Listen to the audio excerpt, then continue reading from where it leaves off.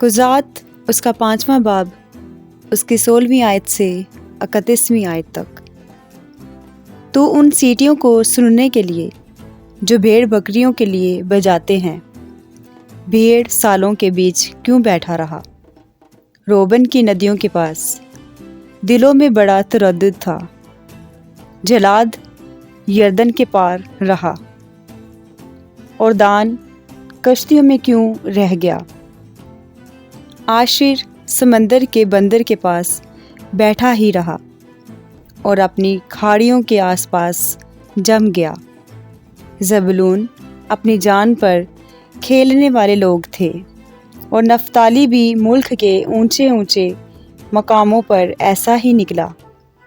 بادشاہ آ کر لڑے، تب کنعان کے بادشاہ تاناک میں مجدو کے چشموں کے پاس لڑے، پر ان کو کچھ روپے حاصل نہ ہوئے۔ آسمان کی طرف سے بھی لڑائی ہوئی، بلکہ ستارے بھی اپنی اپنی منزل میں سسرا سے لڑے، کیسون ندی ان کو بہا لے گئی، یعنی وہی پرانی ندی جو کیسون ندی ہے۔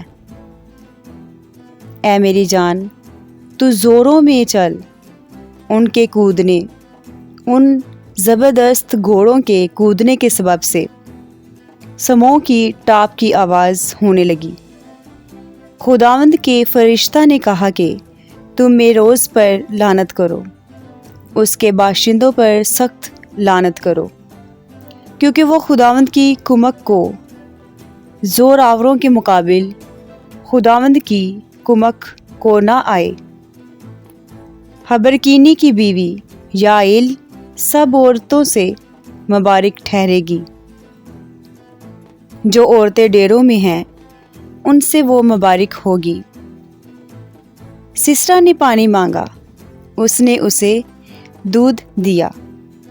امیروں کی کاب میں وہ اس کے لیے مکھن لائی۔ اس نے اپنا ہاتھ میخ کو اور اپنا دہنا ہاتھ بڑھئیوں کے میخ چو کو لگایا، اور میخ چو سے اس نے سسرا کو مارا، اس نے اس کے سر کو پھوڑ ڈالا اور اس کی کنپٹیوں کو وار پار چھید دیا۔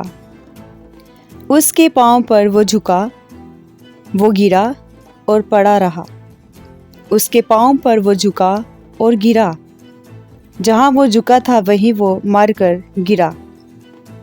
سسرا کی ماں کھڑکی سے جھانکی اور چلائی، اس نے جھل ملی کی اوٹ سے پکارا کہ اس کے رتھ کے آنے میں اتنی دیر کیوں لگی؟ اس کے رتھوں کے پہیے کیوں اٹک گئے؟ اس کی دانش مند عورتوں نے جواب دیا، بلکہ اس نے اپنے کو آپ ہی جواب دیا۔ کیا انہوں نے لوٹ کو پا کر اس سے بانٹ نہیں لیا ہے؟ کیا ہر مرد کو ایک ایک بلکہ دو دو کنواریاں، اور سسرا کو رنگا رنگ کپڑوں کی لوٹ، بلکہ بیل بوٹے کڑے ہوئے رنگا رنگ کپڑوں کی لوٹ، اور دونوں طرف بیل بوٹے کڑے ہوئے رنگا رنگ کپڑوں کی لوٹ، جو اسیریوں کی گردنوں پر لدی ہو نہیں ملی؟